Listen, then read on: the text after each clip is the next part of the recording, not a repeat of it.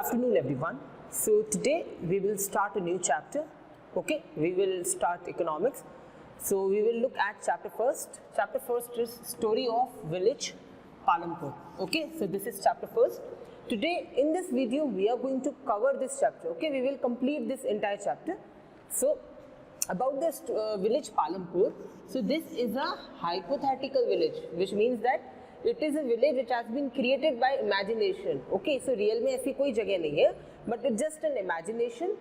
And through this Palampur story of a village Palampur, we will learn various concepts about the agriculture in India, the effects of green revolution, the factors of production, the off-farm or the non-farm activities, etc.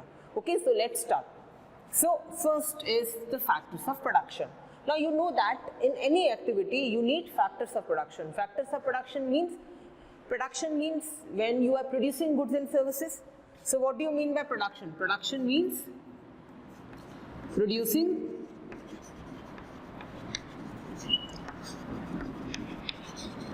goods. Okay, when you produce goods now, or when you provide certain services. Now in order to produce goods, in order to produce a notebook or in order to produce a machine, we need people. So we need four things. Okay, the four things are land, labor, capital and human capital. So what is land? Land is a fixed asset, which means that land is fixed, it won't change. है ना, land तो fix रहेगी, आप यहाँ से वहाँ land को नहीं ले जा सकते. So land is one of the main factors of production. Now you need land. So in what way we use land? Factories कहाँ पर set up होती है? On land. Okay, factories are set up on land. Agriculture is performed on land. So land is an important factor of production. So from the book we get to know that 75% of workers in Palampur are engaged in agriculture sector. So 75% of workers are engaged in agriculture sector, and for India as a whole around 50% of people are engaged in agriculture sector. Okay, so this comes here the land. Second is labor. Labor means the worker. Okay, labor is the worker who works.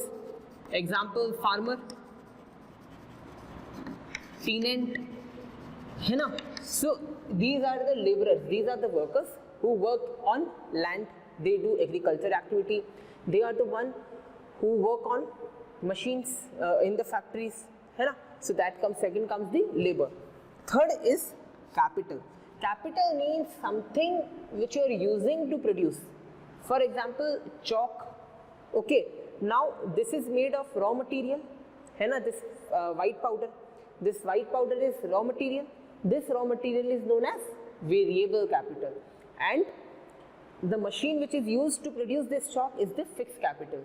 So fixed capital and the variable capital talks about the machines and the raw material. Okay, so fixed and variable capital is the machines and the raw materials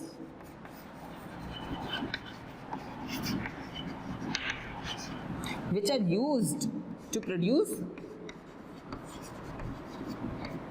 goods. Okay, now a crucial thing you should remember here is that a capital is of two types. One is fixed capital and second is variable capital.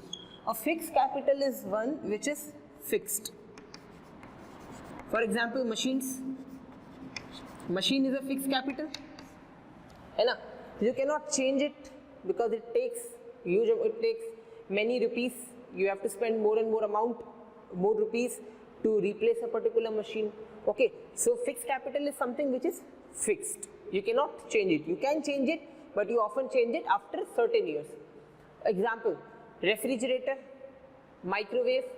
What are these? These are fixed capital because we don't change it. If we purchase today, we are not going to change it tomorrow. We will change it after a certain period of time, maybe after 2 years, 4 years, 10 years. Okay, so that is fixed capital.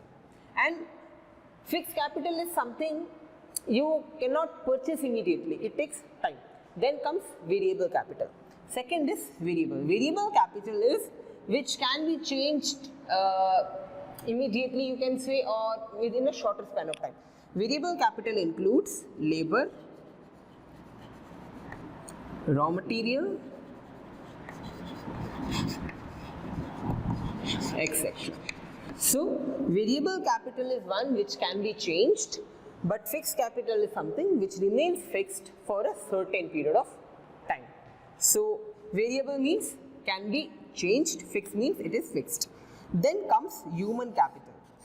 Human capital. Now we need certain people to run the machines. So human capital means entrepreneurship, who will manage land, labor and capital. So human capital refers to highly qualified people or the entrepreneur who provides money, who manages their work, etc. This portion of human capital we will look at in more detail. In the coming few chapters, we are going to look at in more detail. For now, you only understand that there are 4 factors of production: land, labor, capital and human capital. Okay. So from the story of village Palanpur, we got to know that there are 4 factors of production which are used, and in Palanpur, 75% of workers are engaged in the agriculture sector. And we also get to know that the labor is abundant. Labor is in abundant. Abundant means in more amount in the Palanpur sector. So clear this much? Now we'll move to the agriculture sector. Okay, now this Palanpur village is having agriculture as the main activity, main economic activity. So now let's look at the agriculture sector. So agriculture sector, now only 40% of land in India is irrigated. This means that the irrigation water which is provided through canals, lift irrigation projects, etc. So only 40% of area, agriculture area in India is irrigated. Okay, so 40% of land is irrigated in India, which means that 60% of agriculture is monsoon dependent. So more the majority, you can say that majority of land or in our country is cultivated using rainwater or monsoon. So 60% of our agriculture is monsoon dependent. Okay, so it is monsoon dependent. Second thing is, irrigation and electricity facilities are well developed in some areas in the country. You go to Punjab, you go to Haryana, you go to certain parts of Uttar Pradesh and Bihar. What you will see कि वहाँ पर irrigation and electricity facilities are better. जैसे irrigation water is easily available, electricity is available round the clock. क्योंकि आज भी there are places where electricity is not available for 24 hours. Electricity is only available for 6 hours, 10 hours, 12 hours, etc. Okay. So there are certain regions, but there are certain regions where they are available. For example, in Punjab, in Haryana, irrigation and electricity facilities are developed. Now, in our village Palanpur, the irrigation and electricity facilities are developed, and that's why 75% of people are engaged in agriculture sector. Also, they go for multiple cropping. So what is multiple cropping? Multiple cropping is a farming practice in which more than one crop is grown in a year. More than one crop is grown on the same piece of land in a year. Suppose in Kharif season, when monsoon onset starts, in Kharif, bajra is grown on the one land, then in Rabi, wheat is grown. Okay, and then in between, fruits and vegetables will be grown like potato. Okay, or tomato, or you can say banana, or any other fruits and vegetables, whichever you think is suitable for growing, so are grown. So this is the multiple cropping. So suppose you have a piece of land, ये आपकी agricultural land है. Okay, suppose 2 महीने तक आपने rice grown किया, then after rice is grown, after 1 month gap you grow wheat, etc. So why this happens? Multiple cropping is beneficial for agriculture. Okay, so you understood the concept of multiple cropping. So definition is when more than one crop is grown in a particular year on a piece of land is known as multiple cropping. Example, during Kharif season, bajra is grown, during Rabi season, wheat is grown, and during the Zaid season, fruits and vegetables are grown.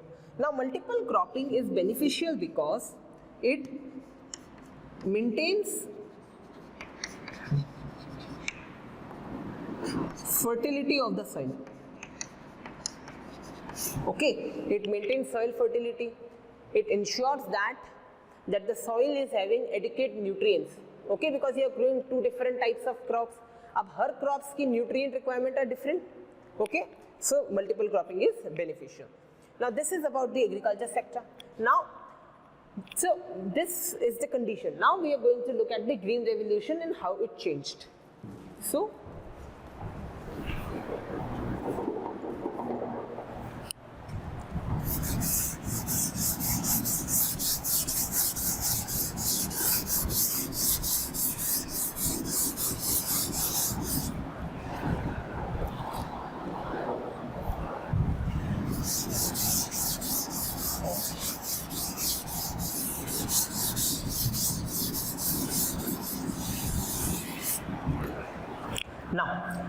now what we know that this is how agriculture. Now we got to know about agriculture. Now there is a problem in agriculture. That problem is about yield. Okay, so just understand what is yield. Y-I-E-L-T. Yield is the productivity. It is the productivity. It means that a particular piece of land can give how much output. So suppose you gave input, how much output or food grains will be produced. Now this yield, now there are two types of crop which are grown in India. One is traditional crop, second is HYV crops. This HYV are also known as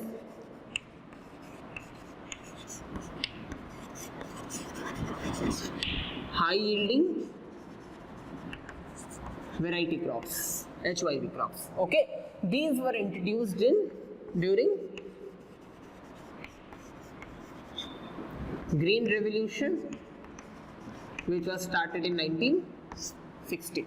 Now, yield is the productivity of the particular land, how much food grains it is produced when you give certain amount of input. Now, in 1960, the government introduced Green Revolution. Now, what happened? They started Green Revolution. So, Green Revolution was started in agriculture sector. So, the aim of Green Revolution was to increase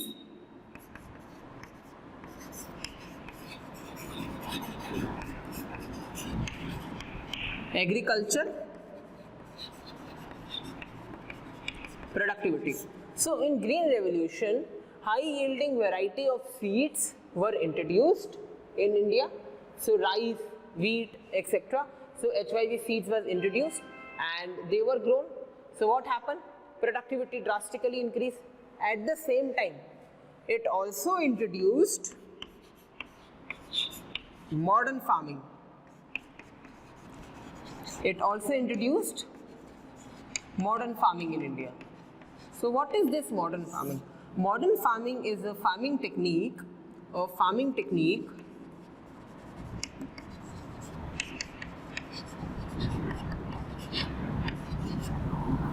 in which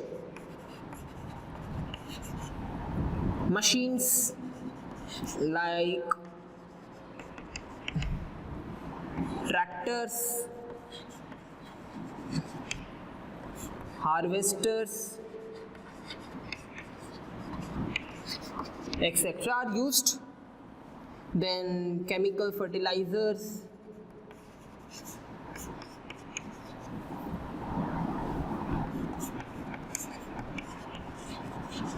pesticides, etc. HYV seeds are used. So this is modern farming. So with Green Revolution,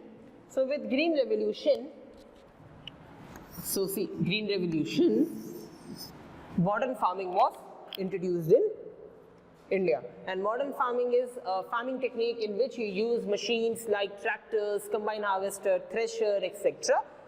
Okay, along with high yielding variety of seeds and apart from that you use modern irrigational techniques, chemical fertilizers, chemical pesticides. Okay, so this is how green revolution was introduced, and the introduction of green revolution has led to drastic increase in the agriculture productivity. So the yield was increased when green revolution started. So people adopted, like the farmers in village Palampur also adopted the high yielding variety of seeds, you know, and they used more and more irrigational facilities, electricity facilities, and thus the output increased. But after so many years, okay, people understood the effects of the green revolution on the agriculture. Okay, so what they got to know? They got to know that this modern farming, or you can say the green revolution, has certain ill effect or drawbacks, or what were the effects. So let's study that.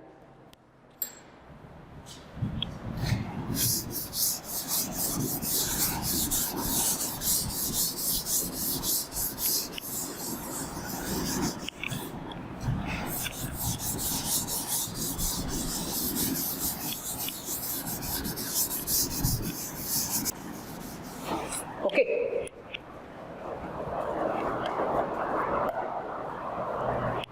So after this green revolution, people understood that there are certain harmful effects associated with green revolution. So what were the effects? Effects, you can say that the drawbacks associated with green revolution, one is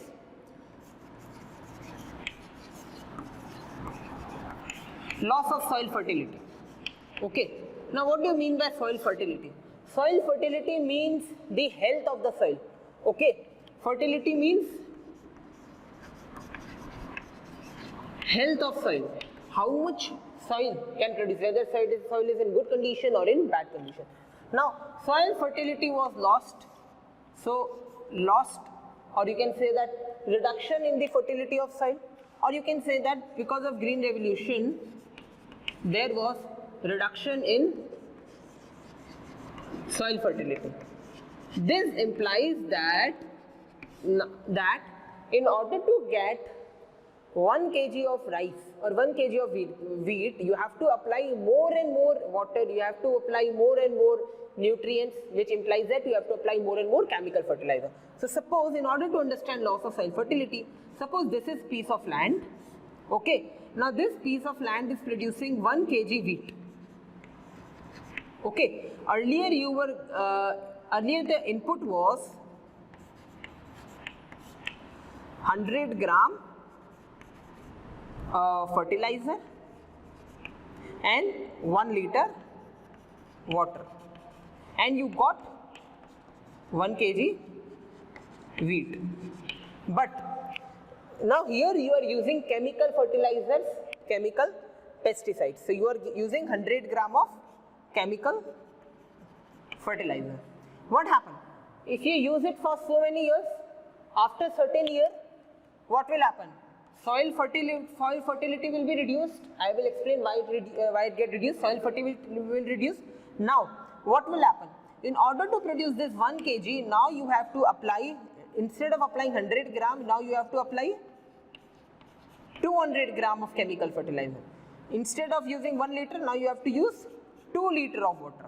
So what happens? And the output will be output will be same, 1 kg only. But now you have to use more and more inputs. So that was one of the criticism, that was green revolution has led to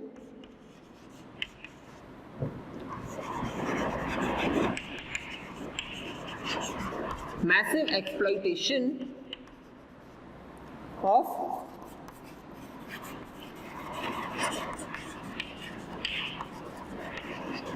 natural resources. Massive exploitation of natural resources. So this is about the green revolution, the impact. Now, why the productivity declines?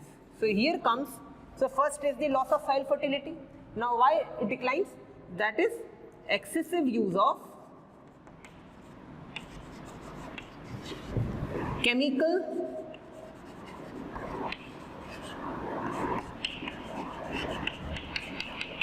fertilizer and pesticide.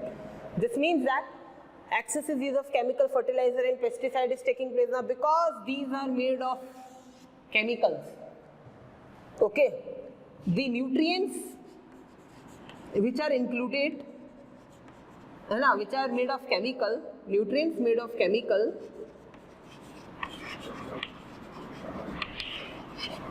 are not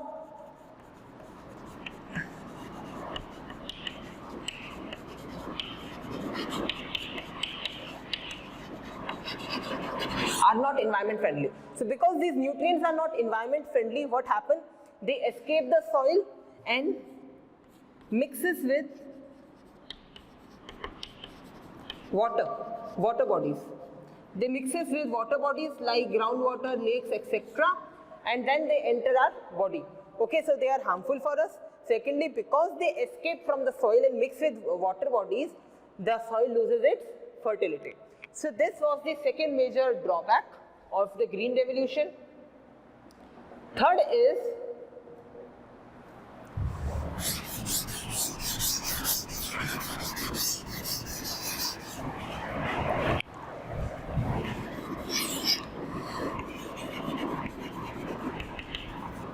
excessive usage of groundwater. Now why we say that there is excessive usage? Because we have seen that the productivity is more in green revolution. So what people do, people cultivate, people bring more and more land under, agriculture. And for that, what they do excessive usage. Yani, they use more and more amount of groundwater, and so the impact is fall in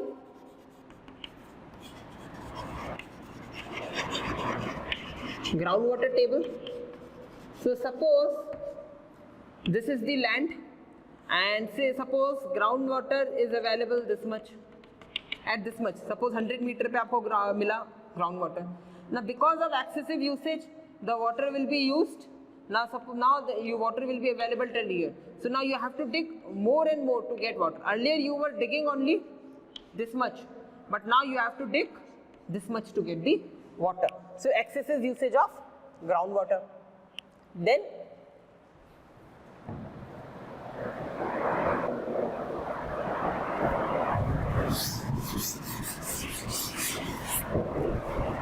the fourth is the chemical fertilizers and pesticides. They kill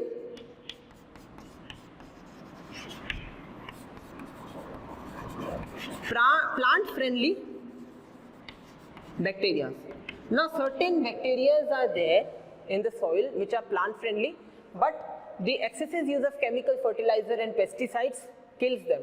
Okay, and that's why it is also the major problem associated with green revolution. Now we are done with green revolution. Now let us look at one important thing about green revolution which is left, that is green revolution requires modern machines. Okay, so this green revolution, it requires modern machines like tractors, okay, harvesters, and not everyone can afford this, tractors, threshers, harvesters, etc. Not every farmer can afford this. Okay, so here comes green revolution has also led to fragmentation of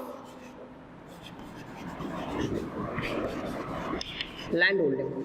This means that size of land has declined. Okay, so earlier if the land was of 2 acres, now the land has become of 1 acre. Why? Because this land has got split into 1 part and 2 part. Okay, and when the land size is small, you cannot purchase machines which are of crores or which are of lakhs. Okay, here we are done with the green revolution.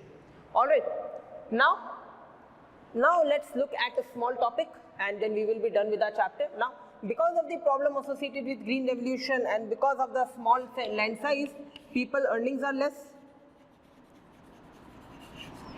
earnings are less. So what people do? They got engaged in the non-farm activities. So non-farm activities means a light sector like dairy farming, or like transportation, or dairy transportation, or you can say businesses, small businesses, or you can say that small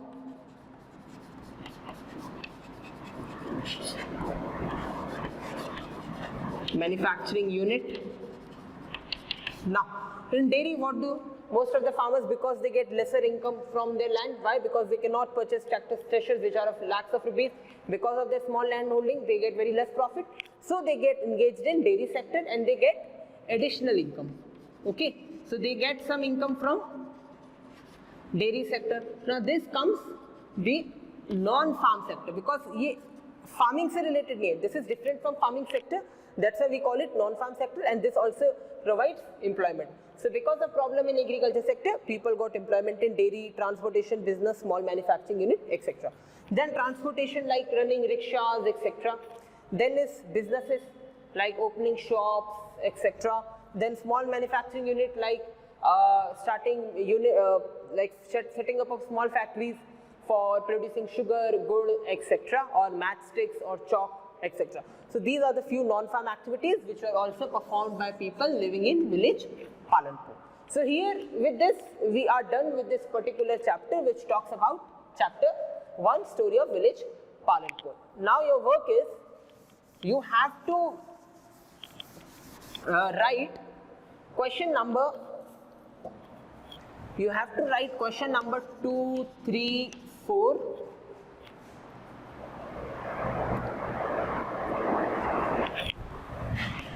6, 8,